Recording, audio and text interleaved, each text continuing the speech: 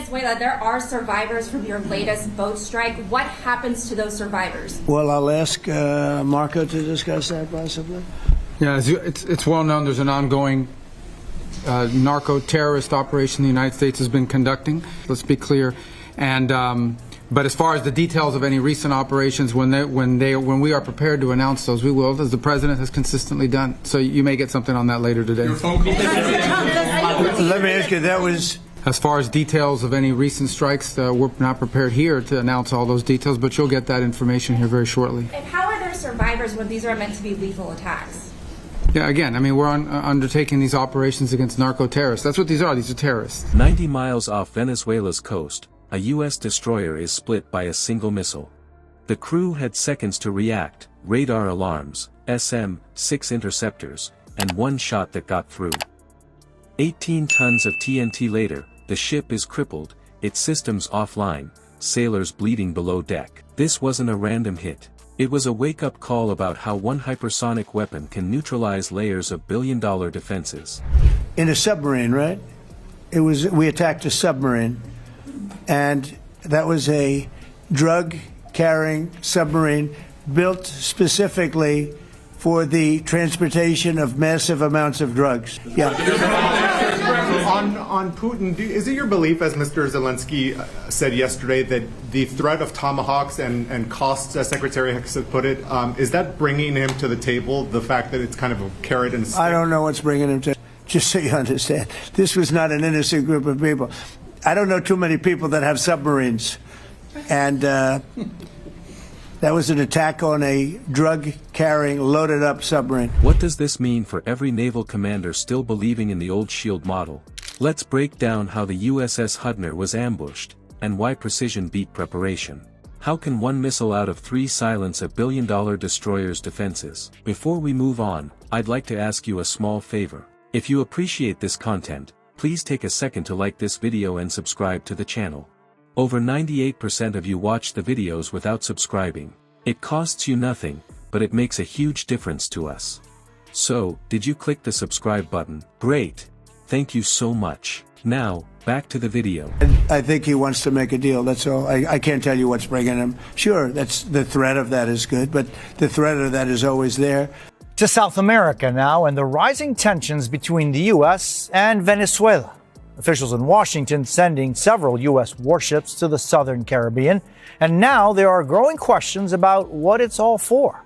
Break it into pieces and steal its riches. That rhetoric in response to a major development from the Pentagon, mobilizing U.S. Navy warships and thousands of personnel off Venezuela's coast. In Venezuela's capital, leader Nicolás Maduro putting his military on display, accusing the United States of preparing an invasion. Colonizar a Venezuela. Maduro saying the U.S. wants to colonize Venezuela. The USS Hudner cut through calm blue water 90 miles off Venezuela, her radar net scanning in wide circles. It was a routine patrol, part deterrence, part signal, nothing unusual on the surface. But sea calm hides traps. Beneath that stillness, the Venezuelan Navy was tracking every emission, mapping frequency signatures, searching for the single gap that could turn patrol into target. Then the launch. 3 P-800 Onyx hypersonic missiles, half-ton warheads roaring in from the coastline at speeds that folded the horizon. They fired in a tight 15-second envelope, timed to confuse intercept logic and drain reaction windows. Inside the Hudner, defense protocols ignited in sequence, radar intercept, SM-6 counterfire, then electronic spoofing designed to scatter the incoming tracks. In theory, this layered web made her untouchable. In practice, one delay rewrote the plan. Alarms screamed through steel halls as counter-intercept teams locked onto the first 2 missiles. Both were splashed midair, invisible petals of flame fading over open sea, but the third slipped through unhunted. A recalibration delay, 7 seconds, froze a radar sector, leaving the SM-6 unit searching empty space. By the time feedback reacquired the target, it was inside the safe zone. Impact came mid-deck. The blast equaled 18 tons of TNT, turning reinforced plating into shrapnel, shattering cable trunks, and collapsing sensor spines.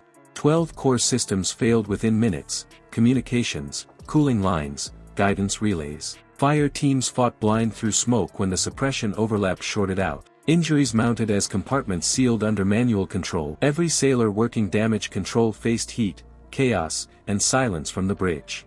That strike did more than cripple metal, it fractured belief. A single hypersonic hit had proven that the doctrine of perfect interception was theory, not truth. And from that moment, the focus shifted, from defense to survival, from the tactical board to global reaction. What happens to naval strategy when one blast rewrites the map of deterrence? Within hours of the Hudner strike, U.S. command centers lit up with non-stop traffic. Loss assessments streamed in, structural damage verified, crew injuries confirmed, weapons disabled. Counterintelligence units traced the missile launch points, cross-validating radar pings, satellite heat signatures, and intercepted communications. Then came the directive, prepare Operation Freedom Thunder. Washington stood at a crossroad. Retaliate hard and risk a chain reaction across the Caribbean, or hold composure and show mastery through precision. The decision cut through debate, control was the message. Retaliation would come clean, sharp, and unmistakably professional. Freedom Thunder unfolded like a discipline exercise. Long-range aircraft loaded guided munitions tuned for accuracy under electronic silence. Cyber crews seeded ghost signals across Venezuelan radar, painting false tracks, forcing air defenses to waste energy on phantoms. When the corridor opened, precision munitions struck command nodes and disrupt centers with surgical timing. The operations scorecard wasn't measured in tonnage destroyed but in seconds between target lock and impact. This was more than retaliation, it was a doctrinal turn.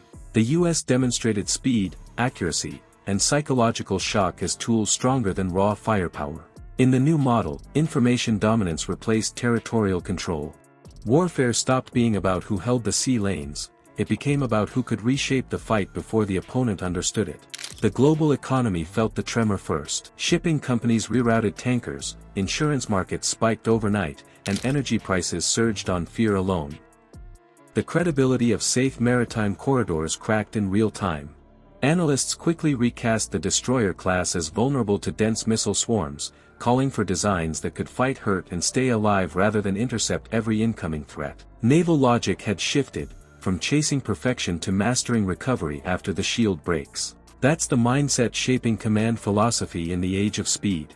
The Hudner incident exposed a hard truth: defense layers are finite, but adaptation defines survival. Layered protection can delay defeat, not guarantee safety. When that shield fails, what matters is how fast command regroups, how calmly crews act, and how leadership restores momentum. For every naval commander, and you watching now, the test isn't in perfect interception. It's the discipline to operate inside chaos when systems fall silent.